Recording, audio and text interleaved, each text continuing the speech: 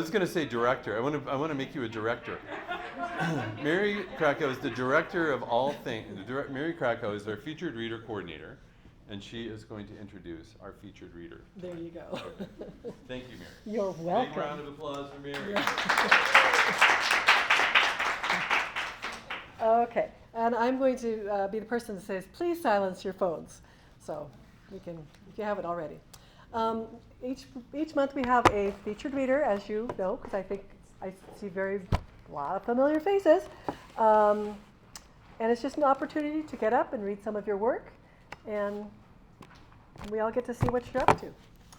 So tonight's featured reader is Nikki Rainwater, and she has written creatively since she was a child, mostly for her own amusement and that of her family and friends. She is a daughter, mother, friend, and kindergarten teacher whose writing is frequently inspired by ordinary daily life in ordinary places like home or the classroom, or the anything but ordinary Kathmandu, Nepal, where she once lived in a state of non-stop adventure in the late 20th century. Please welcome Nikki Rainwater.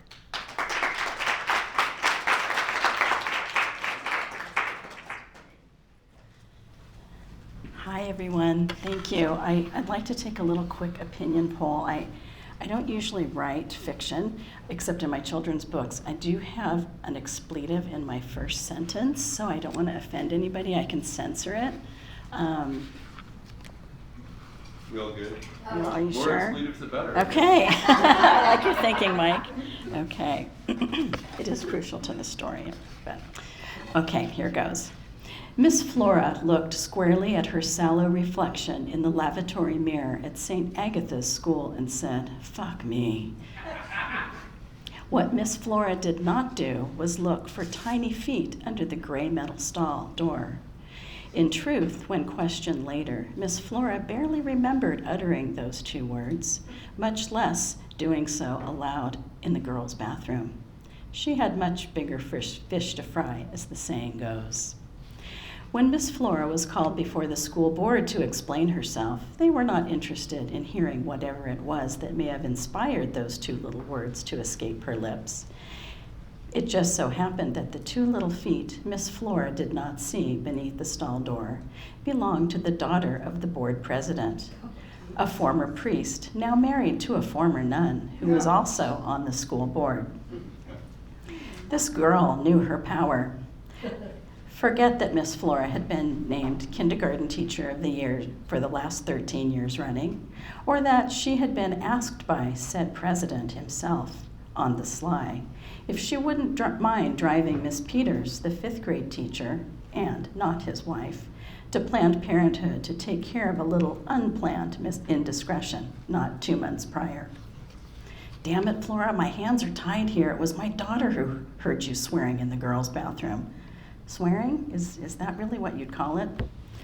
Miss Flora was now on trial before a jury of her peers. What the school board did not know was that Miss Flora had a little something on each of them, and not just the president.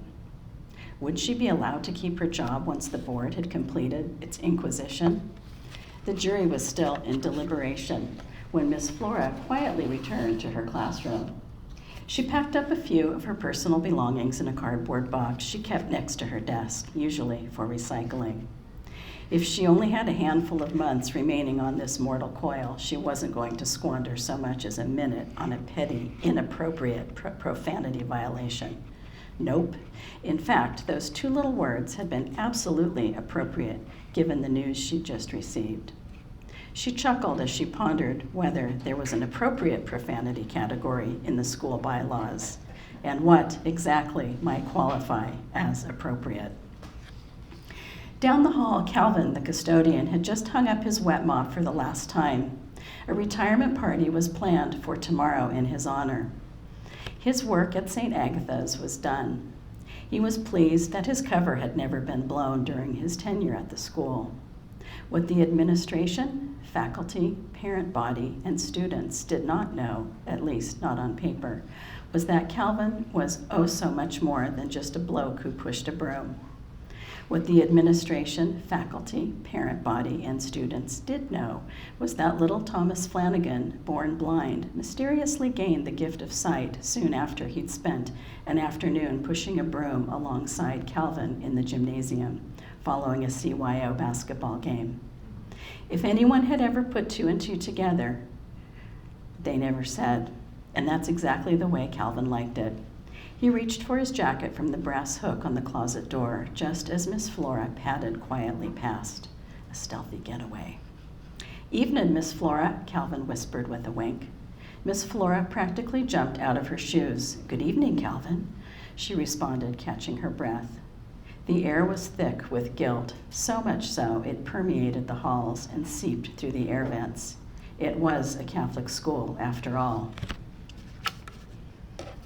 As the teacher and the custodian found themselves suddenly face to face, a quiet understanding washed over them. One might even call it an epiphany. Not another word was spoken. Together they walked the short distance to the parking lot. Miss Flora removed her apron and tossed it into the manicured lilacs. Calvin gestured to a second helmet on the back of his Harley-Davidson. Miss Flora set her box on the sidewalk and put the helmet on. She smiled at the bumper sticker adhered to the side. "God rides a Harley." Calvin pulled a small plastic Jesus riding a motorcycle with a sidecar from his pocket and placed it on the concrete next to Miss Flora's box, the lone witness to their getaway. What Miss Flora did not do was take a backward glance. Her box, her classroom, the jury, her car, and her entire existence up to that moment was now safely framed in the rearview mirror. She leaned into Calvin, warm as the sun, her arms circling his girth. The scent of leather and coconut filled her nostrils, smelling an awful lot like hope. Thank you.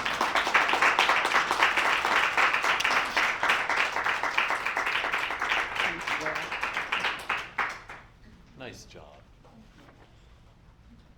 These are your notes. Okay. I kind of want to know a little bit more about this former Catholic priest and former nun situation. All right. So our presenter tonight is Trish Wilkinson.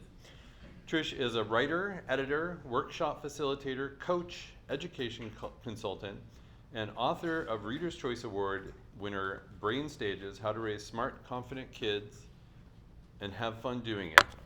She helps parents and educators raise well-adjusted humans and supercharge kids' learning. Since 2010, Trish has coached many writers to publication, several of whom have written bestsellers and developed successful writing careers. Trish is also a dear friend and one of my favorite people to argue with, and a longtime board member of the Central Oregon Writers Guild.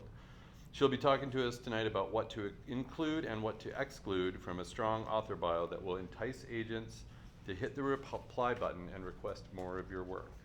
Welcome, Trish.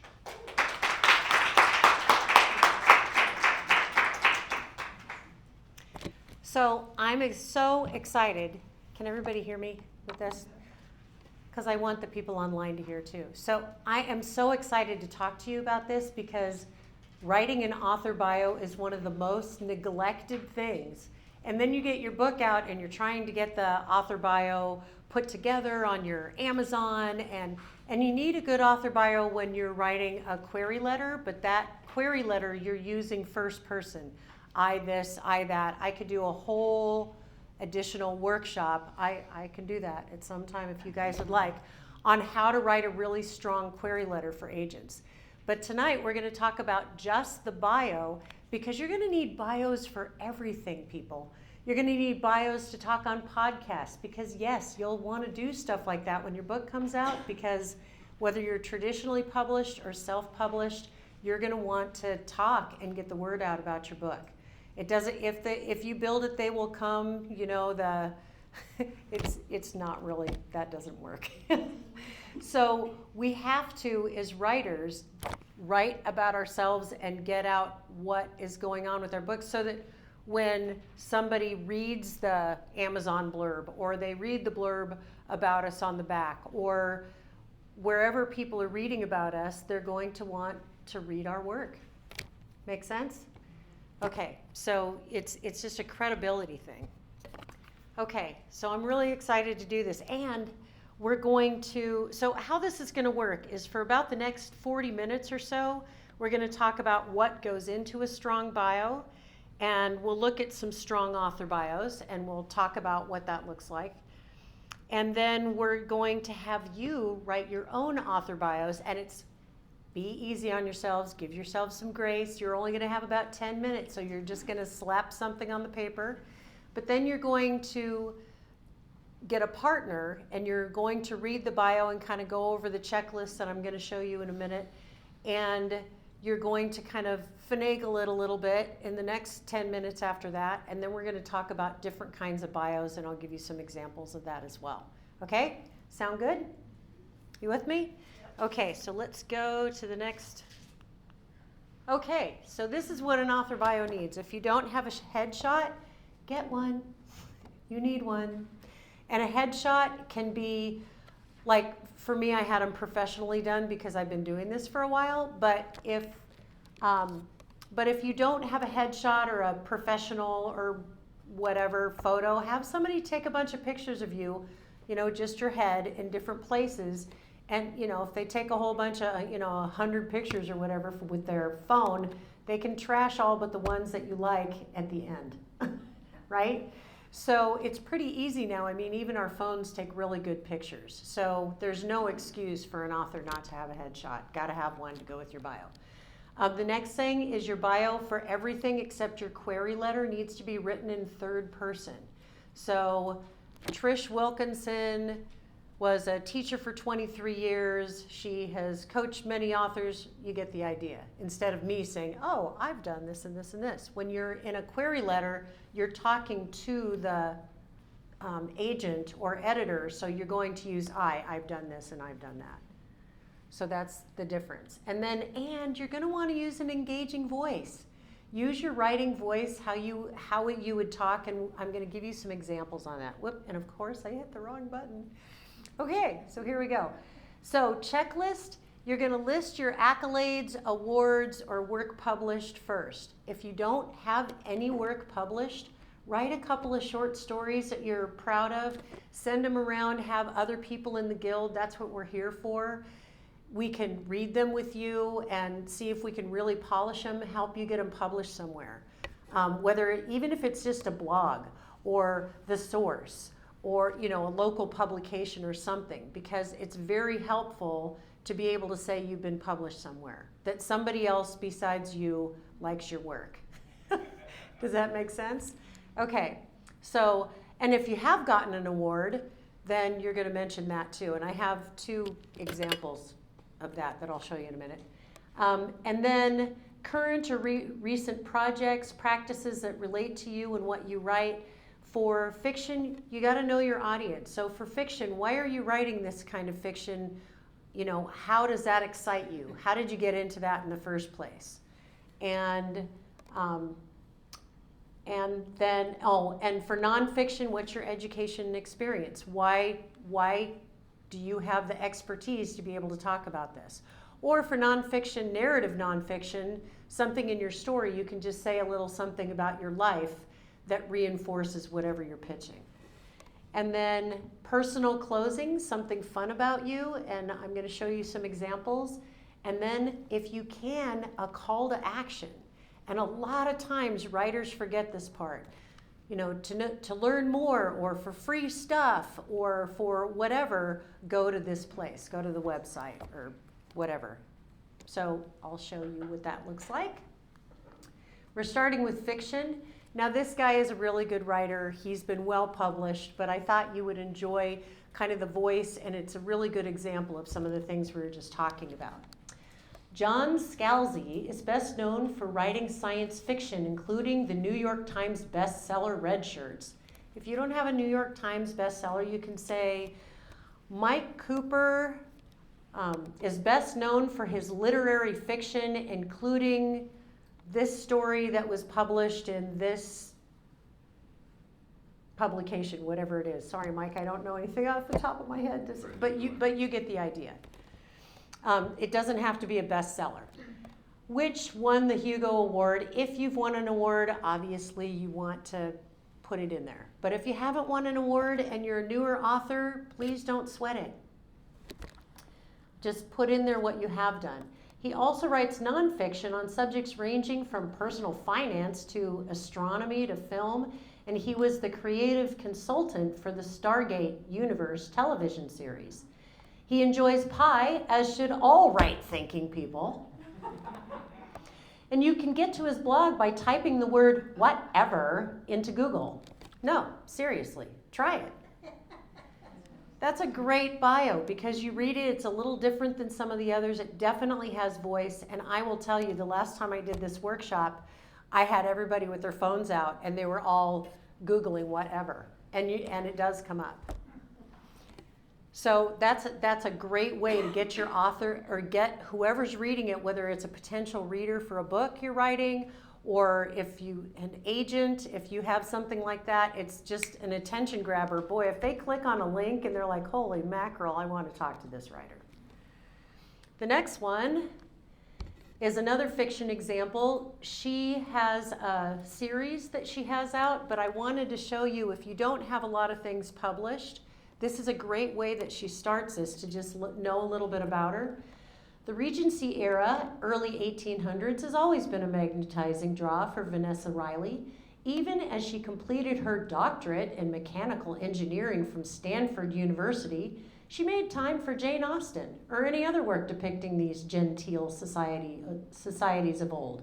Now she brings the flavor of diverse peoples to these stories, returning these old souls to the vivid canvas for all the world to read. And then it tells what she did. But even if it's your first book, that's a great introduction if this is what you're doing. So just creating some kind of intriguing introduction, even if it's your first book, or an article, or, articles that you've written or whatever you're into writing. And then she lives in Atlanta with her military man hubby and precocious child. You can catch her writing from the comfort of her southern porch with a cup of Earl Grey tea. So it's something personal about her, but what doesn't she have up here? A call to action. Maybe she doesn't have a website.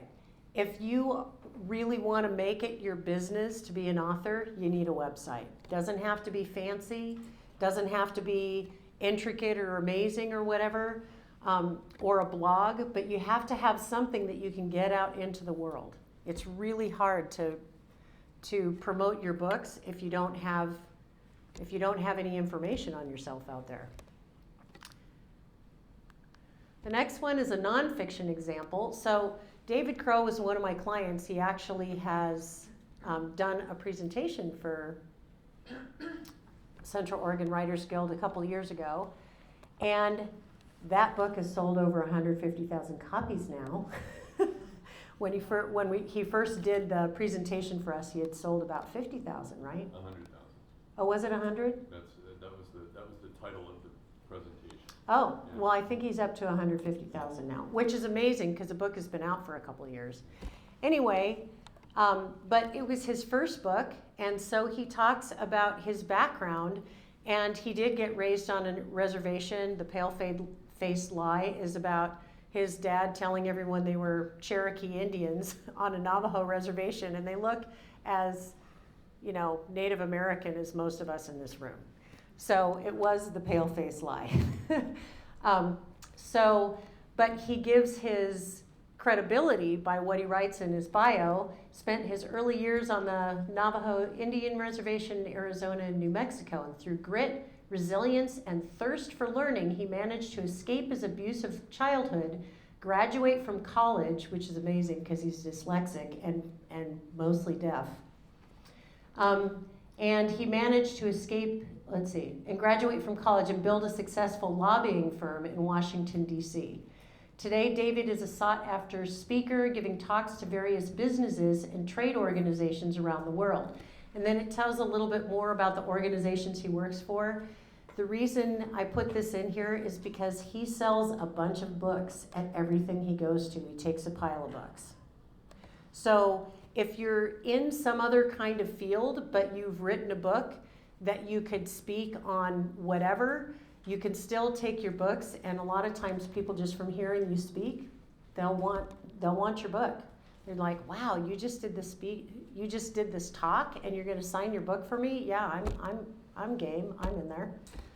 So that's why I put this in here. And then at the end, David and his wife Patty live in the suburbs of Washington, D.C. Find out more at his website. And he just has a very simple author website.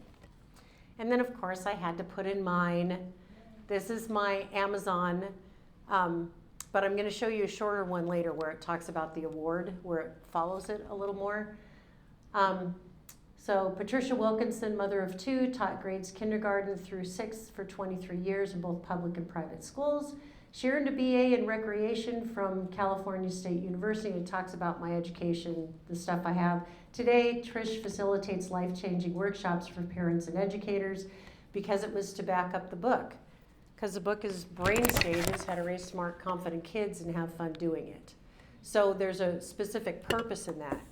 But in the next one, this is, and we're going to talk about how you're going to write different kinds of bios for anything you do. So this was for a podcast I did. Trish Wilkinson is co-author of Reader's Choice winner, Brain Stages, How to Raise Smart, Confident Kids and Have Fun Doing It. Prior to coaching parents, Trish taught preschool through middle school over 23 years while raising 2 children who had challenges into well-adjusted, successful adults. Kim Freeman, mother of 2, says, Trish has been a wonderful, patient, kind coach. Thank you from the bottom of our hearts, Trish. To learn more and get lots of free resources, visit thebrainstages.com. So you get the idea. You're going to do basically the same things, have the same elements, but you're going to kind of, once you write this one that you're doing tonight, you're going to tailor it. You'll have longer ones and shorter ones depending on what you're using it for. So we're going to go back here and go back to this slide where it says it needs to be, well, obviously we don't have to worry about a headshot right now. But we want you to take out a piece of paper and a pen if you haven't done that already. And I'm going to time you for about 10 minutes, and you're going to write a simple bio. If you don't have awards or whatever, if you have anything published anywhere, if you don't have anything published anywhere, think of a publication that you would like to publish something in, and fill it in with that, and then, you'll start the universe, right? I don't know if you believe in the law of attraction. Doesn't matter if you believe it in or not, it's a law. Anyway, the point is just start with some publication that you would like to be published in. If you're not published anywhere, just a short story, a poem, an article, whatever it is that you write, and so that you can. And then we should talk about that later. If you're not published anywhere, look up blogs of people that are doing something in your genre. I have a blog. I love it when people contact me and say, I'm a parent and I have this subject that I want to talk about this and this. Do you ever take guest bloggers? I'm like, heck yeah, then I don't have to write the post, right? So people will publish your posts very often on their blogs, and then you can say, I've been published on this blog and this blog, if you just name a couple of blogs, if you haven't been published anywhere else. And then current or recent projects or practices that you're doing. And if you're fiction, why do you write that fiction? What's your background in that? Ever since I was little, I've been pretending and making things up, and now I put them on the page and make vivid scenes for that people can whatever. Just 1 second. And then a personal closing, something fun about you. My daughter did this whole very serious resume to go to Williams College in Massachusetts, and at the end she says, and I make a mean peanut butter cookie. So, and they laughed and they loved that. They actually that was what they commented on most when when they would get in touch with her. So something fun and interesting about you, and then a call to action if possible. Call me at your earliest convenience, or if you're querying somebody, or for more information or for examples of my work, go to mikecooper.com or authormikecooper.com. You get the idea, right? So Cameron, you had a question? 2 questions.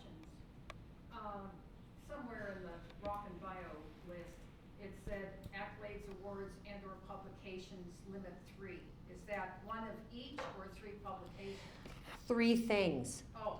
So you don't want to put any more than 3 things if you can avoid it. Like a lot of times people just list all kinds of things, especially if they haven't been published a lot.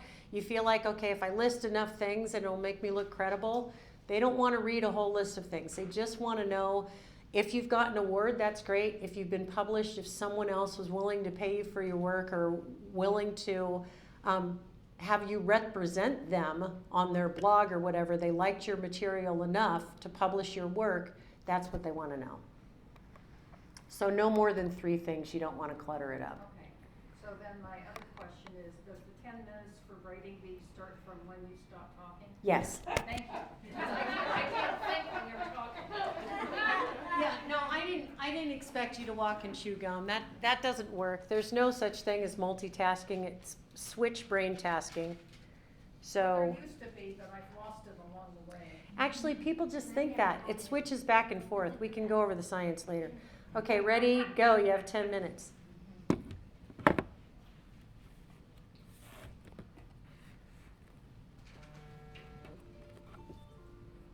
Wow, it's really quiet. It's going off now. Okay, so time's up, and realize it doesn't have to be perfect. Don't worry about it. This is a rough draft, right? We just gave you 10 minutes. Usually people mess with their bios a lot before they come up with something that they're totally happy with. So you've had 10 minutes. I want you to get a partner, and you're going to have a person who's an A and a B.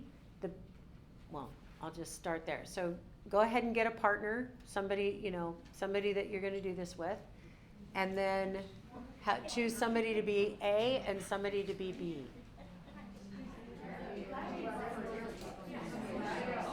I love this. All of you are meeting someone. That's great. We have an extra person over here.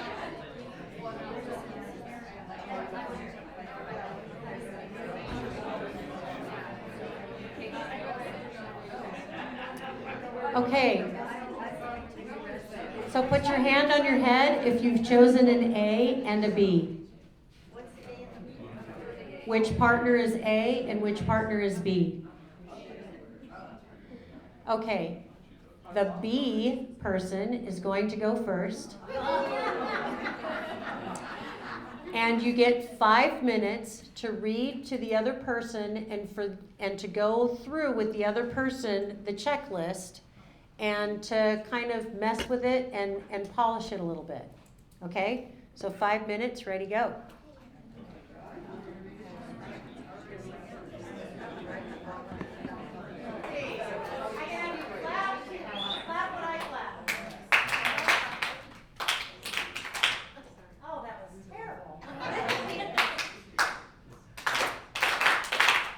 You build working memory.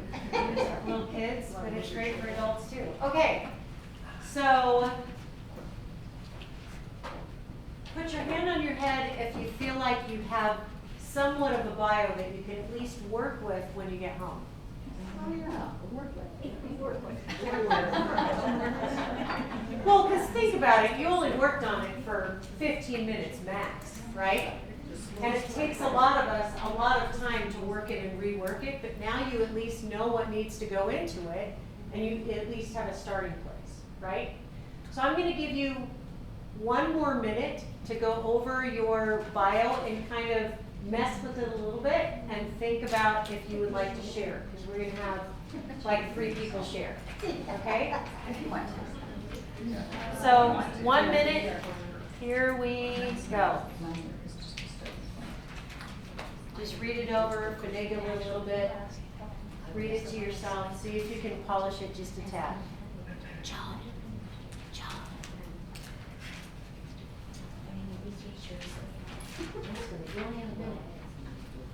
Or you already have it?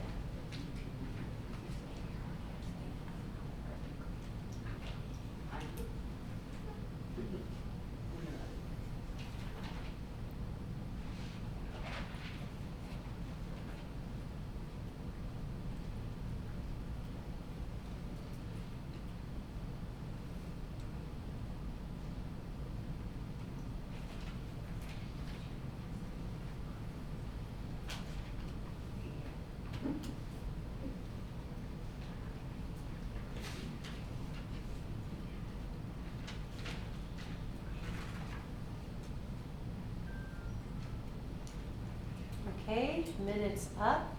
I want to ask you, raise your hand if you submitted a story to the anthology.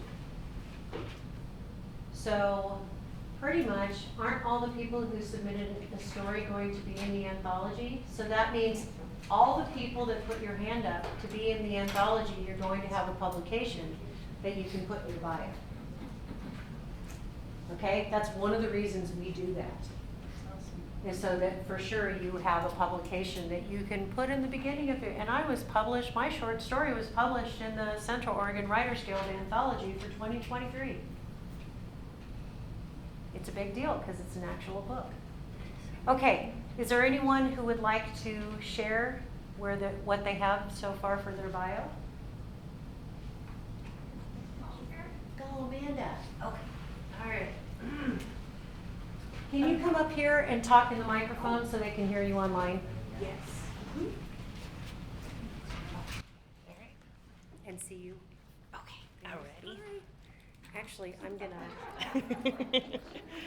Okay. Alrighty. So, Amanda Rose is a Central Oregon-born native living in the wilds of Redmond, Oregon. Having started writing early to entertain mostly herself, she later started writing to entertain her friends and schoolmates with Lord of the Rings style fantasy, and then expanded to entertaining anyone who would read her work.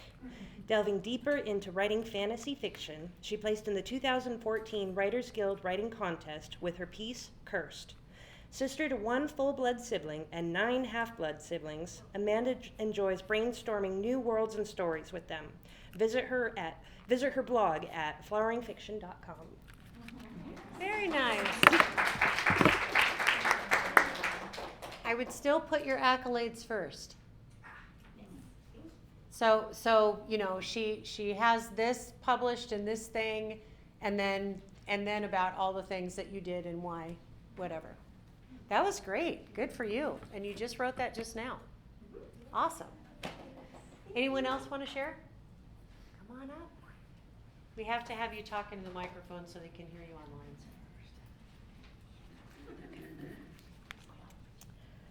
Rebecca Keith is a journalist and fiction writer with publications in the Montana Kaiman and the University of Montana Native News Journalism Project.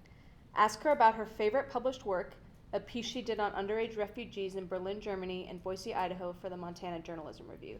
She got her BA in journalism at the University of Montana and is currently studying to get her MFA in creative writing at Manhattanville College in New York. She is an avid fan of Comic-Con and board games. She spends her days writing, hiking, and perfecting her latte art. She has been writing since she was a kid and completed her first short story in 8th grade about teenagers who solve a murder mystery while night skiing. Growing up, she used her imagination to cope with a difficult childhood and has now turned that skill into a passion for creating new and unique worlds. Her travels around the world, including to Vietnam and Iceland, have informed much of her writing. If you like exercising your imagination with fantasy writing, check out the first 4 chapters of her book at her website, which is yet to be created. Yeah, but that's great. So that's for a longer piece. What's great about that is that she can move things around. She can make it shorter because for a lot of things they'll tell you it needs to be 50 to 100 words. But if you put all that in a computer, you can kind of mix and match and make all kinds of different links with that. Does that make sense? Mm-hmm. But you have a lot of really fun stuff in there that, you know, people can get to know you a little bit. Nice. And it had nice voice and stuff. One more? Denise.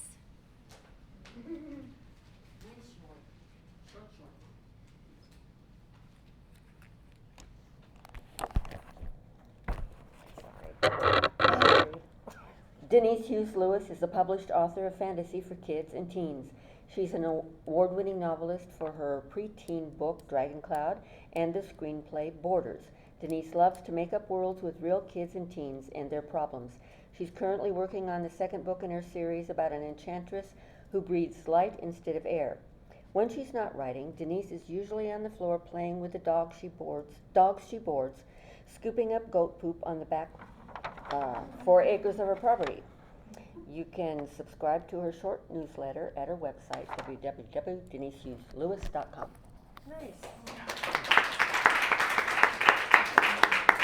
And that wasn't too short. That was actually a good length. And you may need shorter ones for different things.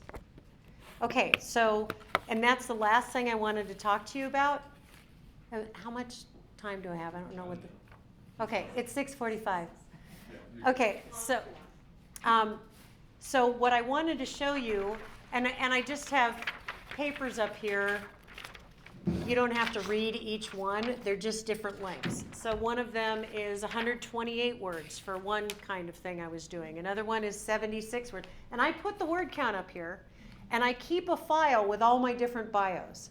Does that make sense? I want you to do that, people. You are going to need your bios for everything that you do. Once you publish anything and you get kind of on a roll, once you publish one thing, then you can query for other things. You're going to need a bio. A query letter usually has 3 parts. The first part is, how do you know that agent or that editor or that publication, and why did you connect with them in the first place? The second part is telling them what the story that you're pitching is about, whether it's a short story, a novel, or whatever. And the third part is your little bio. So what we're doing in the bio here, all you would do is you would change it to first person. I am the recipient of the, or I'm best known for Brain Stages, a nonfiction work, but I also write young adult fiction and blah, blah, blah, whatever. I would write to an agent so they knew what I did depending on what I'm going to pitch. And I just wanted to show you a couple of different things. Like this one is only 66 words, and it's about a brain health series I do with schools. And the reason they want me to come is because I'm an author. So when you write a book, it gives you a certain kind of credibility that you don't have otherwise, right? So I say, we truly can turn this pandemic into a hugely positive outcome for mental health and academic brain power. Parenting coach Patricia Wilkinson, co-author of Reader's Choice winner, Brain Stages, How to Raise Smart, Confident Kids and Have Fun Doing It, offers a transformative brain health series to school communities in 5 steps with support for participants built into the program. Find out more and it gives you the URL to go to on my website. So that's another one. So that was for the brain health series I was doing. Another one, this was for a podcast. Parenting coach Patricia Wilkinson is co-author of Reader's Choice winner. Once I got that award, boy, that went in first, right? Okay, Brain Stages, blah, blah, blah. Don't need the whole long thing. Through line. Anyway, through lots of study, interviews with experts, and trial and error, Trish found and created techniques and tools that helped her kids become their best selves and great students, all while bringing their family closer. Trish's techniques and tools not only benefited her own kids, but they have also helped hundreds of her students over 23 years in the classroom, as well as the parents she coaches who have children of all ages. So that was for a podcast. That was for a master class I was doing online. But you get the idea. I mean, I'm not going to just stand up here and read to you 18 bios. My point is you're going to need different bios for different things. So once you have a bio that you can kind of cut and paste and move around, I would encourage you to keep every one of those, because then it's so quick. You're going to be on a podcast or something and they say, I need a short bio. So you can just go, okay, this one looks like about the right length. I'm going to read that. Oh, okay, well, that's what this podcast is for. So I'm just going to slant it a little bit to that particular podcast. You get what I'm saying? So you're going to collect a whole bunch of them over time. But what's really great is if you collect them and keep them, you can just pick them right up. So I used to go, oh my gosh, they're asking me for a bio again. And now it's just really easy. I can get them a picture and a bio and all the junk they need in like 5 minutes. Questions? Query letters, podcasts, speaking engagements. Can you kind of enumerate a few of those other spots where we might, like, where we create something? So you may get, so say your book is just coming out. And by the way, one of the things Mike said, does anybody have any other announcements? I have a buddy who's been doing conferences for years. And he has his eye on a venue in Redmond. Come on, what's a resort in Redmond, you guys? Eagle Crest. Yes, to have a writers conference because it's the only real venue around. We have a couple in Bend. They're super expensive and not really laid out as well.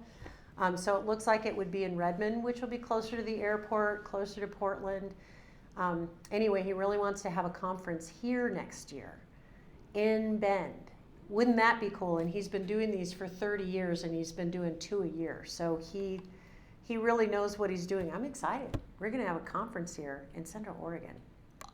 Anyway, so one of the things that you are going to want to use a bio for is maybe you come out, you're a new author and you've just come out with your book for the conference and you talk to Michael ahead of time and say, I could be one of the presenters, you know. And so you want to query him. This is what my book's about. It just came out at such and such a time with such and such publishing. And I'm going to, and this is my bio. So you would use a bio to give a workshop and promote your book. You would do a bio to give a talk as an author, because there are all kinds of author events and there's tons of stuff online. I've done it for podcasts, master classes, webinars. I've been on lots of radio and TV shows. So you need to do all of those different kinds of things, and it sounds like a big deal. Oh, radio and TV. You know, they're small, they're local.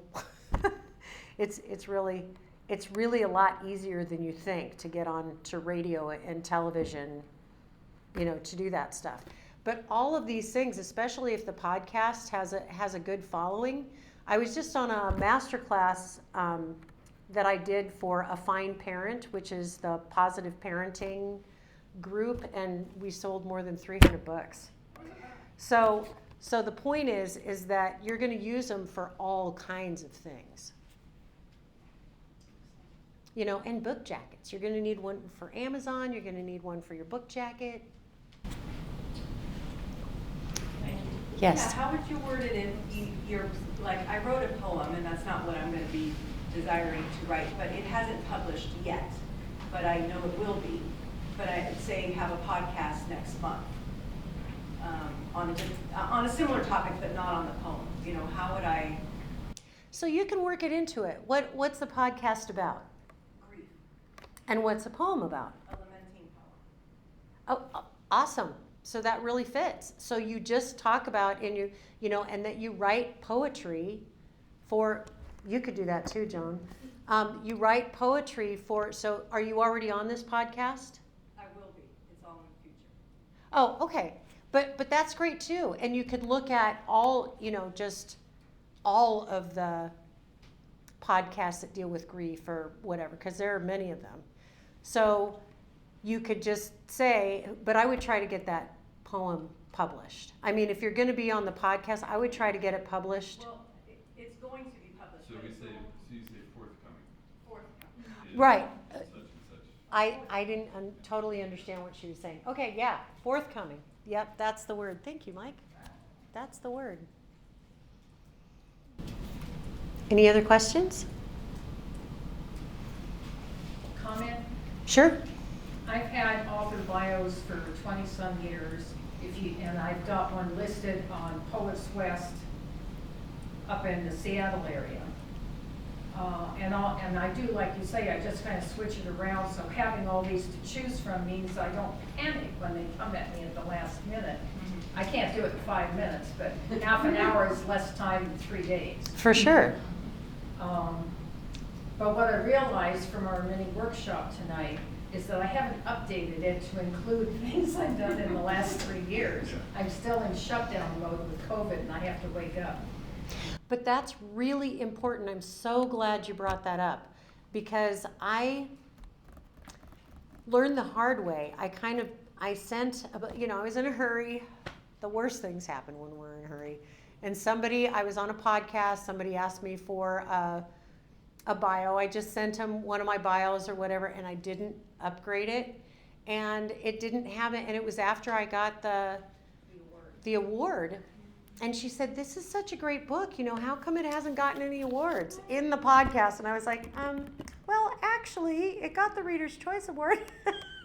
She's like, oh, sorry, I didn't realize. And, it's just a little embarrassing. So, yeah, you really want to update because I don't get away with anything. I don't know about you guys, but I just feel like I don't get away with anything. So it's really important to update. So now that you've thought of this, really go back and update all of them. And make sure you have those elements, like, because you're such a good writer, Cameron. Make sure that you get some of your personality. I don't write and copy them. Oh, well, I could get better at it if I practice. That's true. And you can send it to me too. Thank you. Anyway, any other questions? Okay, well, it's 5 to 7. Is this good?